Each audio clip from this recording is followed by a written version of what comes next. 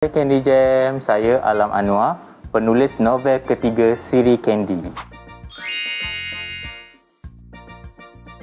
Secara ringkas dia, cerita dia tentang Johnny telah menang tiket cuma naik cruise selama 3 hari 2 malam. So kerana keluarga dia tak dapat ikut sebab sibuk semua setabang dia. So dia ajak kawan-kawan dia, Emilia, Mia dan Sofia yang teringin juga naik cruise, dan juga Cikgu Suzy sebagai penjaga mereka selama percutian di atas cruise. So semuanya pertama kali kecuali Emilia lah yang ada pengalaman naik cruise. So semuanya bermula dengan wow, meriah, indah, ceria, seronoknya lah naik cruise kan. So tiba-tiba dalam masa perjalanan di atas laut tu ada sesuatu berlaku terhadap mereka.